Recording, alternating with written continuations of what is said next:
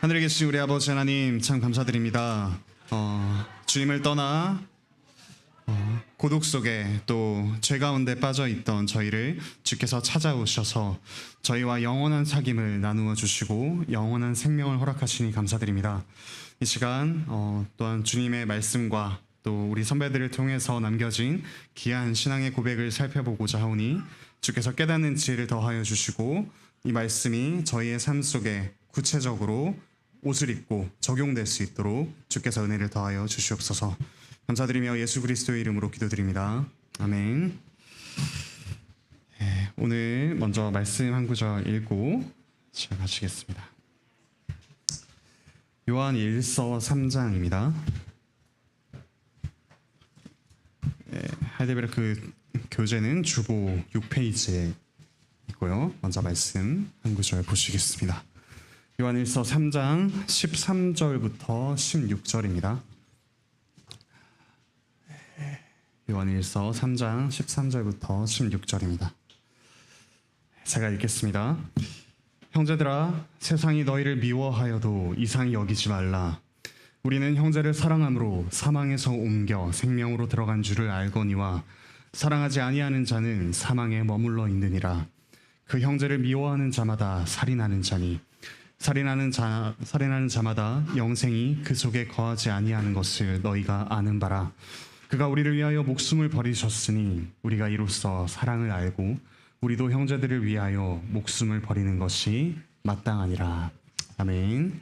오늘 이 말씀과 관련해서 하이델베르크 요리문답 제40주 제6계명 살인하지 말라라는 주제로 함께 공부하겠습니다. 문답 읽겠습니다. 제6계명에서 하나님께서 원하시는 것은 무엇입니까? 내가 이웃의 명예를 훼손하거나 그들을 미워하거나 해치거나 죽이지 않기를 원하십니다. 나는 생각이나 말이나 몸짓으로 무엇보다도 행동으로 그리해서는 안 되고 다른 사람을 시켜서 해도 안 되며 오히려 모든 복수심을 버려야 합니다. 더 나아가 자기 자신을 해쳐서도 안 되고 부주의하게 위험에 빠뜨려서도 안 됩니다. 그러므로 살인을 막기 위해서 국가는 또한 칼을 가지고 있습니다. 그런데 이 계명은 살인에 대해서만 이야기합니까? 아닙니다. 하나님께서는 살인을 금함으로써 살인의 뿌리가 되는 시기, 증오, 분노, 복수심 등을 미워하시며 이 모든 것들을 살인으로 여기신다고 가르칩니다.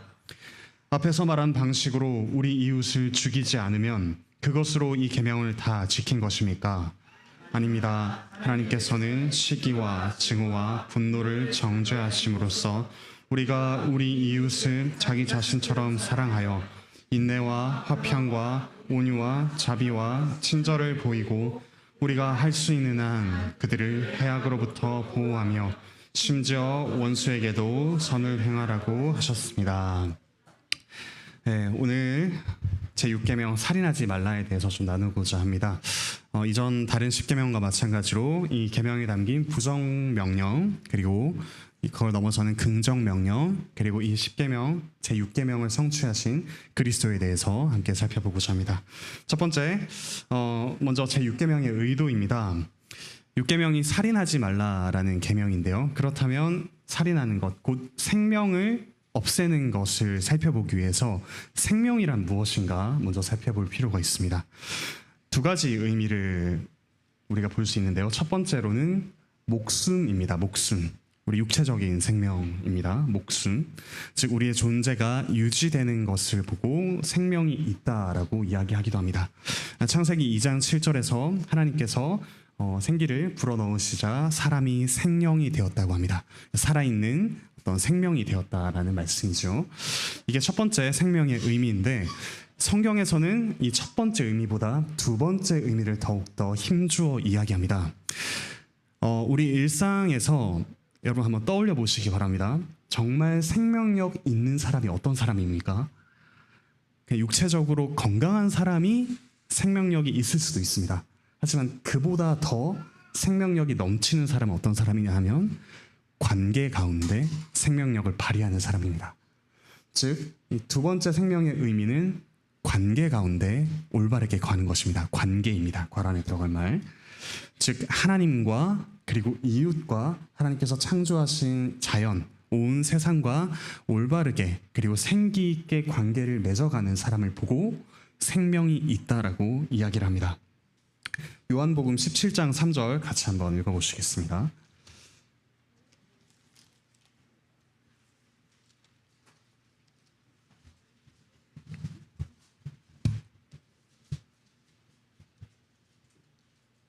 네, 요한복음 17장 3절 생명을 넘어 영원한 생명을 이야기하고 있습니다. 같이 한번 읽겠습니다. 영생은 시작.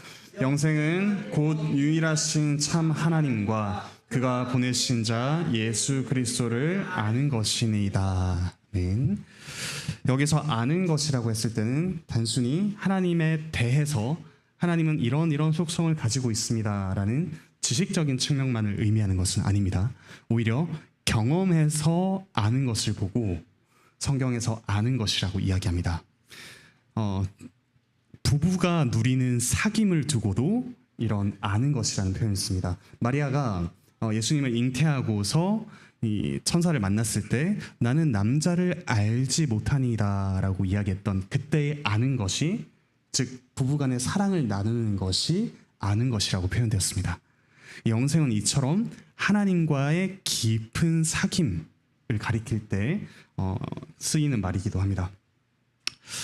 그래서 이 성경은 계속해서 영생 그리고 생명을 관계의 관점에서 이야기하고 있습니다.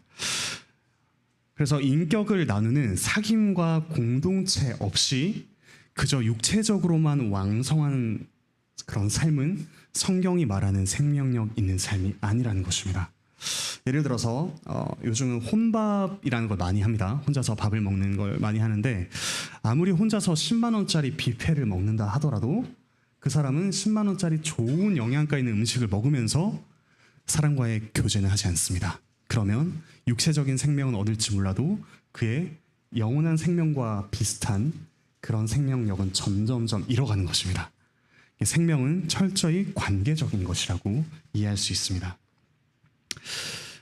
다음 페이지 보시면 이 6계명을 지켜야 하는 이유를 우리가 살펴볼 필요가 있습니다.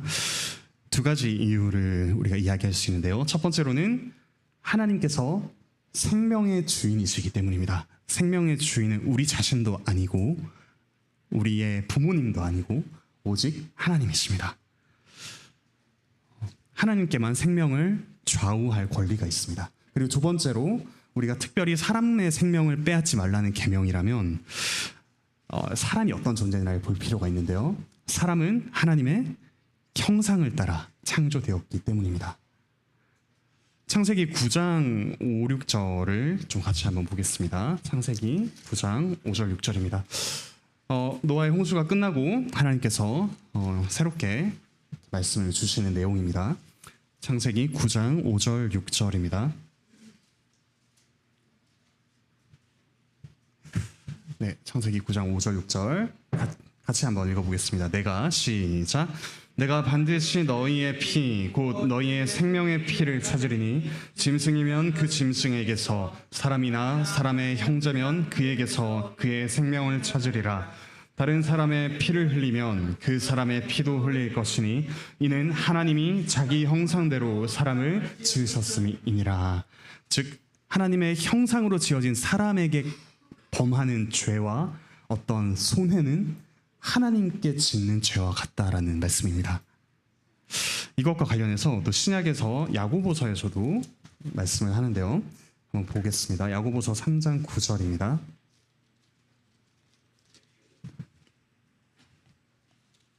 야고보서 3장 9절은 혀에 대해서 이야기합니다. 우리의 말 이슈. 제가 읽겠습니다. 이것은 혀입니다. 혀로 우리가 주 아버지를 찬송하고 또 이것으로 하나님의 형상대로 지음을 받은 사람을 저주하나니라고 합니다. 하나님께서 주신 입으로 하나님을 찬양하다가 또한 그 하나님의 형상으로 지음받은 사람을 저주하는 것, 이것이 곧 살인하는 사람의 모습이기도 합니다. 이런 모습을 가지고 어떤 목사님이 비유를 해주셨는데요.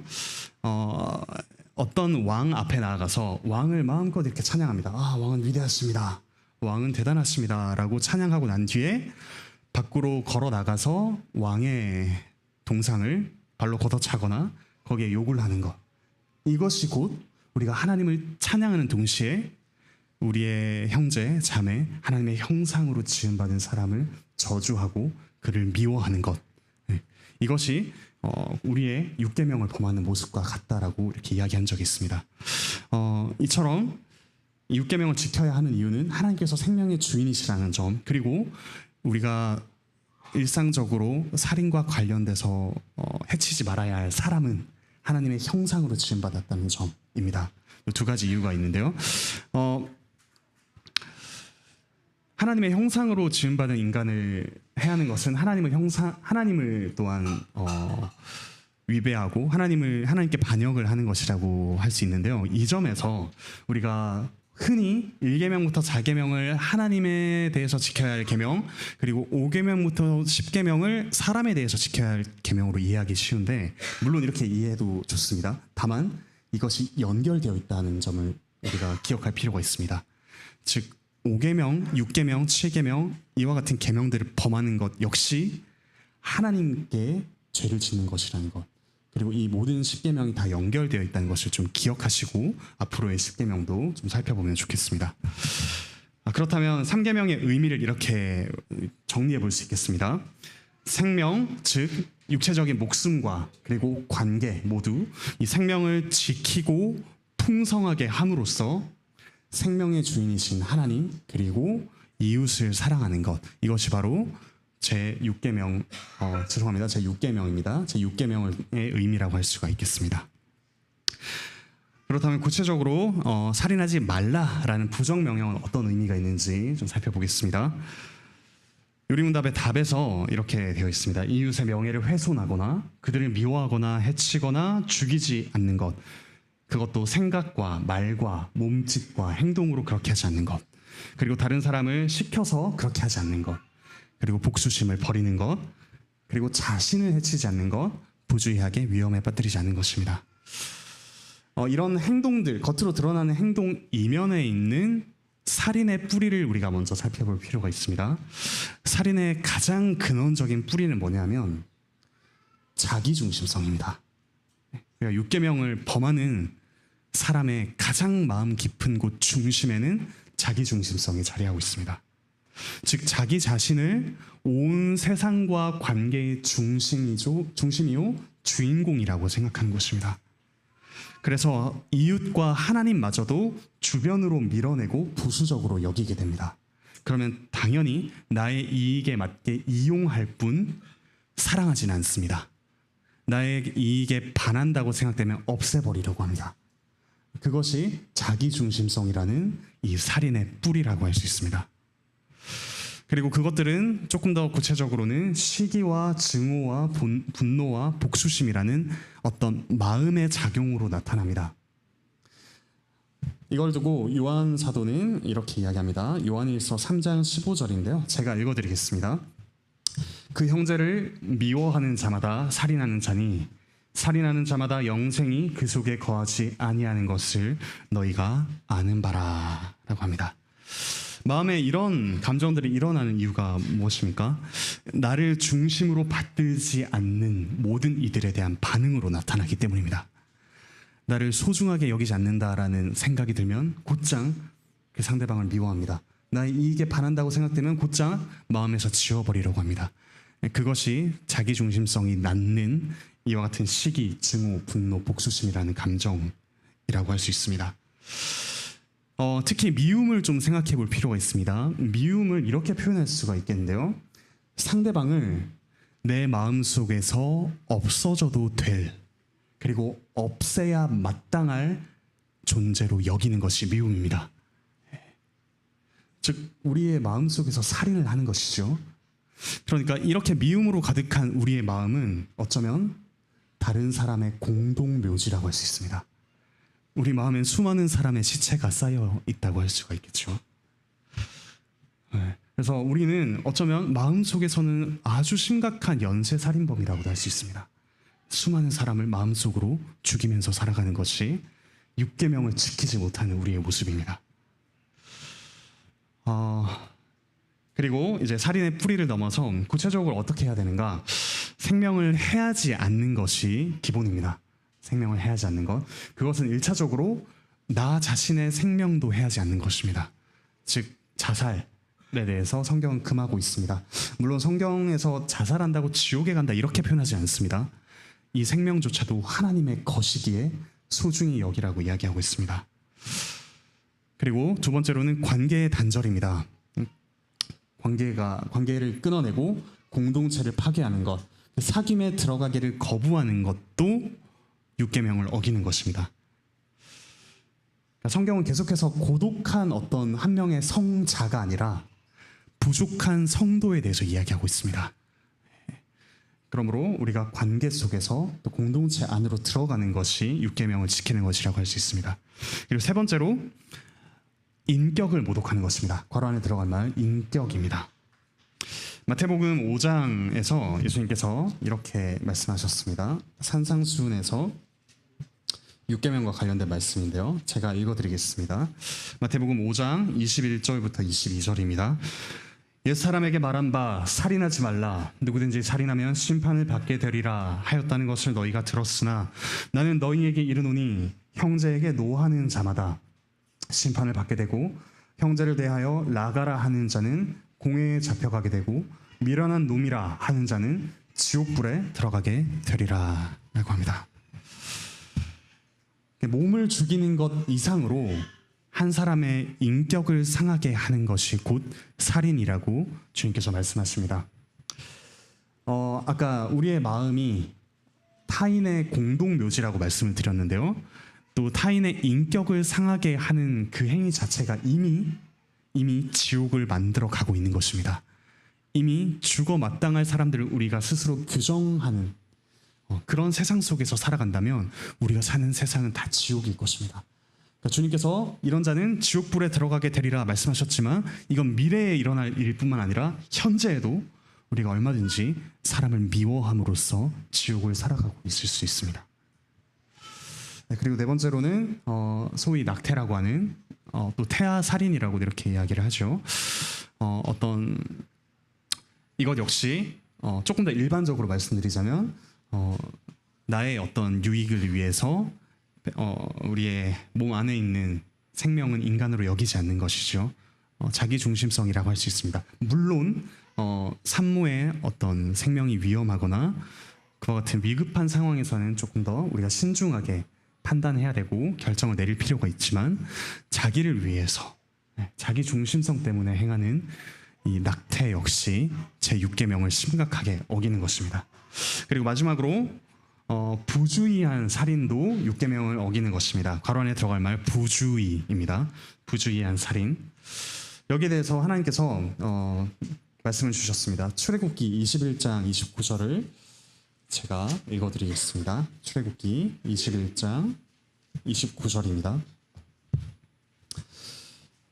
소의 주인에 대해서 주시는 어떤 경고입니다. 소가 본래 받는 버릇이 있고 그 임자는 그로 말미암아 경고를 받았을 때 단속하지 아니하여 남녀를 막론하고 받아 죽이면 그 소는 돌로 쳐 죽일 것이요 임자도 죽일 것이며 라고 합니다. 즉 이 소에 대해서 부주의하게 처신했을 때 얼마든지 살인이 일어날 수 있고 그것은 하나님께서 똑같은 살인으로 여기신다고 말씀하십니다. 그리고 나아가서 신명기 22장 8절에서 또 이렇게 말씀하십니다. 신명기 22장 8절입니다. 이것도 제가 읽어드리겠습니다. 네가 새 집을 지을 때에 지붕에 난간을 만들어 사람이 떨어지지 않게 하라. 그 피가 네 집에 돌아갈까 하노라. 이스라엘 집을 보시면 지붕을 평평하게 만듭니다. 그러니까 아이들이 얼마든지 올라갈 수 있고 거기서 놀다가 떨어질 수도 있습니다. 그러니까 그 부주의한 사고를 막기 위해서 난간을 더 만들라고 하십니다. 그렇게 만들지 않을 때 일어나는 생명의 손실은 살인이라고 주님께서 이야기하십니다. 이처럼 우리는 우리의 의도적으로 누군가를 죽이는 것을 넘어서 부주의하게 누군가를 죽임에 방치하는 것 역시 6계명을 어기는 것이라고 이해해야 될 것입니다. 그리고 죽어가는 이들, 고통받는 이들을 방치하는 것도 6계명을 어기는 것이라고 할 수 있습니다. 이렇게 생각하면 우리가 일상에서 6계명을 얼마나 많이 저지르고 있는지 아주 섬뜩할 정도라고 할 수 있겠죠. 반면에 우리가 뭘 하지 마라를 넘어서 이제 그럼 어떻게 적극적으로 6계명을 좀 지켜갈 수 있을까? 긍정적인 명령을 살펴볼 필요가 있습니다. 유리문답 답은 이렇게 이야기합니다. 우리 이웃을 자기 자신처럼 사랑하여 인내와 화평과 온유와 자비와 친절을 보이고 그들을 해악으로부터 보호하며, 그리고 뒷페이지, 심지어 원수에게도 선을 행하는 것, 이것이 6계명을 적극적으로 지키는 것이라고 합니다. 이 6계명을 적극적으로 지키는 우리 마음의 중심에는 무엇이 있냐면 하나님 중심의 어떤 마음이 있습니다. 즉 하나님께서 생명의 주인이시오, 하나님께서 지금도 생명들을 돌보고 계시며 우리가 사람들을 해하는 것은 곧 하나님의 형상을 해하는 것이라는 마음, 하나님을 중심으로 두는 것이 우리의 마음 한가운데 있어야 합니다. 그리고 또한 두 번째로는 타인 중심입니다. 타인, 자기 중심성이 아니라 다른 이들, 타인을 중심으로 하고 또한 공동체를 중심으로 하는 것이 6계명을 적극적으로 지켜가는 우리의 마음이라고 할 수 있습니다. 6계명을 어떻게 우리가 좀 더 지킬 수 있을까? 생명을 풍성하게 하는 것이 6계명을 더 적극적으로 지키는 것입니다. 즉 이웃을 보호해 주는 것, 적극적으로 나서서 실제 행동으로 보호할 수도 있고요. 또 법과 제도를 만들어서 보호할 수도 있습니다. 그렇게 생명을 보호하는 것. 그리고 두 번째로는 인내와 화평과 온유와 자비와 친절이라고 합니다. 이 언어들은 다 무엇이죠? 네, 관계의 언어입니다. 관계의 언어.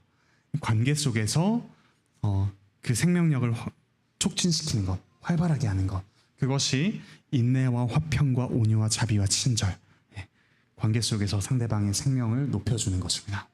그리고 나아가서 원수를 사랑하는 것, 이것이 6계명이 함축하고 있는 모든 내용이라고 할 수가 있습니다. 자, 그런데 여기까지 오면 6계명을 온전히 지킬 수 있는 사람은 아무도 없습니다. 살면서 한 번이라도 누군가를 미워해보지 않은 분은 아마 여기 없으실 테죠. 그리고 항상 이렇게 이웃을 적극적으로 돌보는 사람도 우리 중에 아무도 없습니다. 이런 우리를 위해서 예수 그리스도께서 오셔서 6계명을 온전하게 지키셨습니다. 그 그리스도를 이렇게 표현할 수 있습니다. 죽임당하신 생명의 주인. 첫 번째로 원래 그리스도께서는 영원한 생명이시고 또한 생명의 주인이십니다.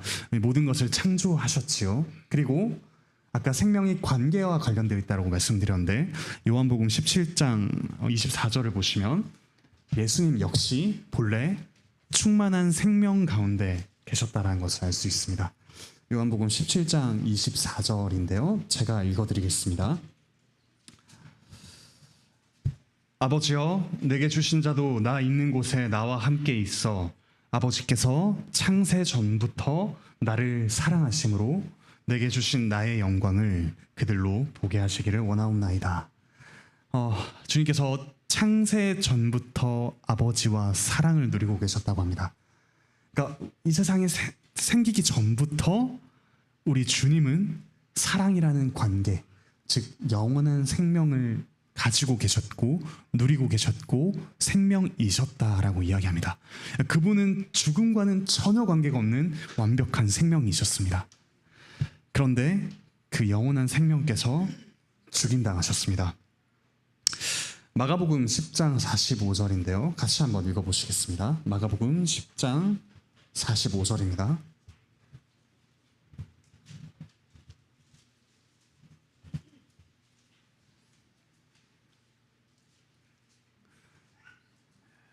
생명 자체이신 분이 이렇게 말씀하십니다. 같이 한번 읽어보시겠습니다. 인자가 시작.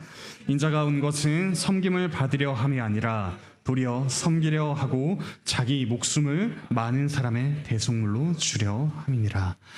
이 6계명을 온전히 지키지 못하는 우리를 위해서 그리스도께서 이 땅에서 온전히 사랑하셨고요. 그 사랑이 어디까지 나아갔냐? 자기의 목숨을 내어주시기까지 우리를 사랑하셨습니다. 근데 그 예수님의 사랑을 받는 우리는 어떻습니까? 정말 사랑받을 만하기에 마땅히 받아야 할 것들을 받은 것입니까? 결코 아닙니다. 예수님께서 자기의 생명을 내어주신 우리는 바로 이런 사람들이었습니다. 로마서 5장 제가 읽어드리겠습니다. 5장 6절, 8절, 10절입니다. 주님께서 생명을 나누어 주실 때 우리는 이랬습니다.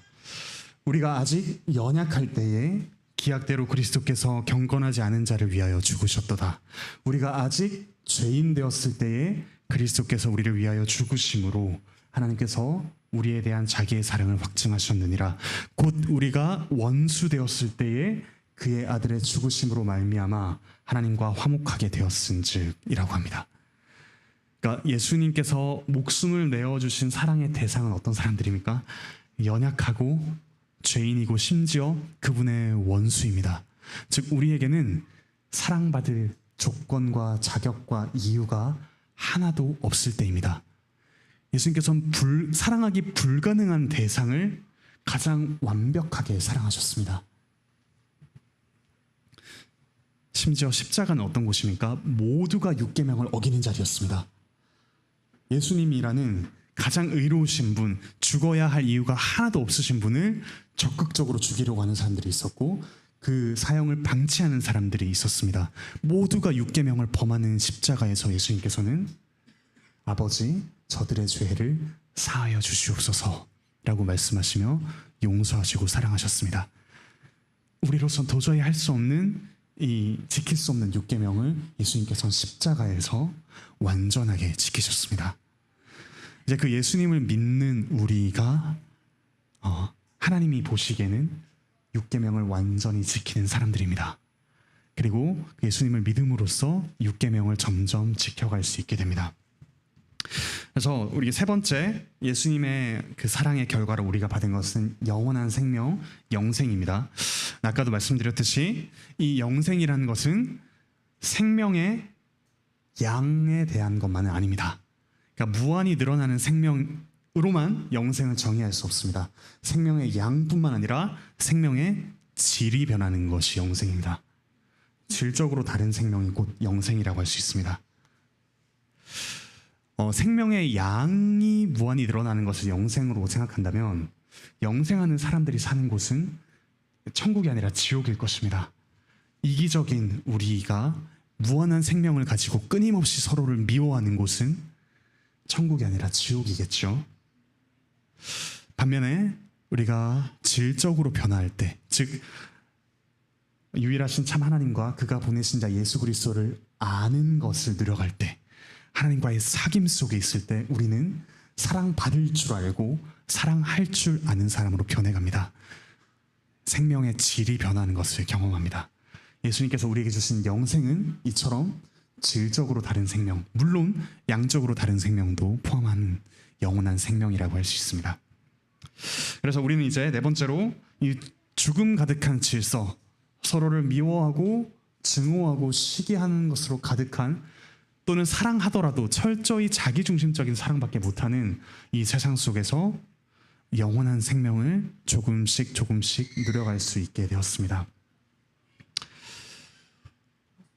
아까 처음 읽었던 요한일서 3장 같이 한번 다시 읽어보시겠습니다. 요한일서 3장 13절, 14절 같이 한번 읽어보시겠습니다.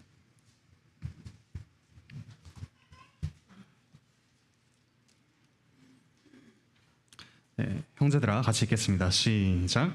형제들아 세상이 너희를 미워하여도 이상히 여기지 말라. 우리는 형제를 사랑함으로 사망에서 옮겨 생명으로 들어간 줄을 알거니와 사랑하지 아니하는 자는 사망에 머물러 있느니라. 그러므로 우리가 생각과 말과 행동으로 우리 서로의 생명을 풍성하게 합시다. 그렇게 함으로써 생명의 주인이신 하나님을 예배하고 또 이 땅에서 지옥이 아니라 천국을 앞당겨 들어가는 우리 모두가 되면 좋겠습니다. 공부의 내용은 이상입니다. 혹시 질문 있으실까요? 네, 건희 원장님. 마이크 사용하실까요? 네.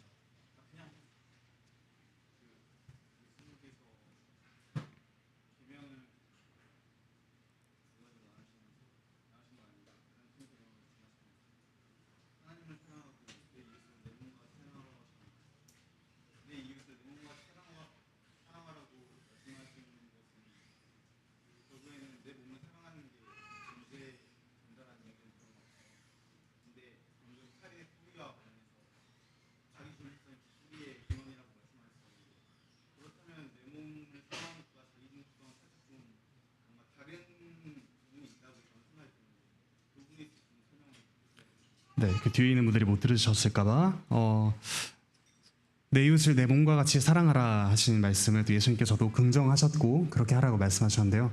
그러면 이 말씀은 곧 나 자신을 사랑하라라는 말이 전제가 되어 있을 것인데 이 말씀과 자기 중심성을 벗어나라라는 말씀이 어떻게 다른가 질문을 주셨는데요.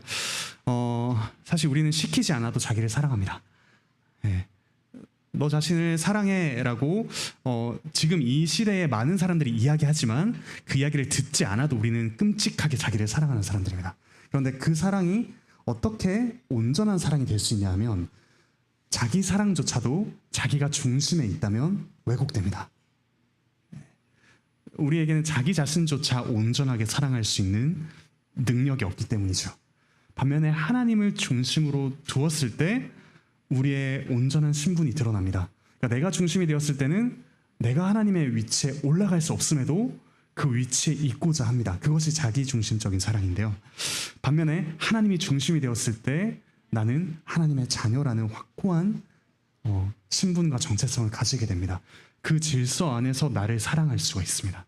그런 점에서 오히려 하나님을 중심으로 두었을 때 우리는 더 자기를 온전히 사랑할 수 있고 그와 마찬가지로 이웃 역시 예를 들어 결혼했을 때 배우자를 사랑할 때 배우자가 중심이 되어버리면 그 사랑에 집어삼켜집니다. 네. 그 배우자는 나의 온전한 갈망을 다 이룰 수 없기에 하나님이 될 수 없죠. 반면에 그 사이에서도 하나님이 중심이 된다면 우리는 질서 안에서 더 온전하게 상대를 사랑할 수 있습니다. 이처럼 자기 사랑도 그리고 이웃 사랑도 하나님이 중심이 되셨을 때 더 온전해진다라는 것, 그걸 기억하면 이 두 개를 좀 구별할 수 있지 않을까 싶습니다. 네.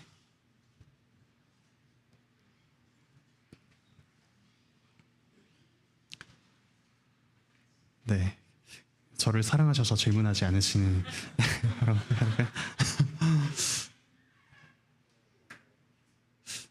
네, 그럼 혹시 질문 있으시면 나중에 개인적으로 저한테 오시면 좋겠습니다. 제가 기도하고 마치겠습니다. 하늘에 계신 우리 아버지 하나님, 하나님께 전혀 사랑받지 못할 만한 사랑받을 이유가 하나도 없는 저희를 그리스도께서 자기의 생명을 내어주심으로 영원한 생명 자체이셨던 그리스도께서 자기를 내어주심으로 우리를 사랑하셨습니다.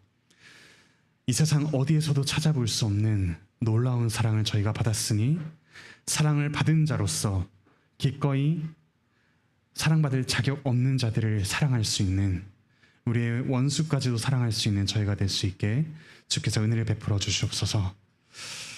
저희는 저희 자신조차 온전히 사랑하지 못합니다. 그리고 가까이 있는 가족과 친구들조차 이용합니다. 하물며 원수는 관계를 단절하고 거들떠보지도 않습니다. 이런 지옥 가운데 살아가는 저희를 하나님께서 천국으로 하나님 나라로 옮기셨다고 분명히 선언하셨습니다. 하나님 나라를 앞당겨 누리며 하나님을 중심으로 우리 자신과 이웃과 심지어 원수까지도 사랑할 수 있는 생명력 넘치는 우리 모두가 될 수 있도록 주께서 은혜를 더하여 주시옵소서. 감사드리며 예수 그리스도의 이름으로 기도드립니다. 아멘. 네, 평안히 돌아가시기 바랍니다.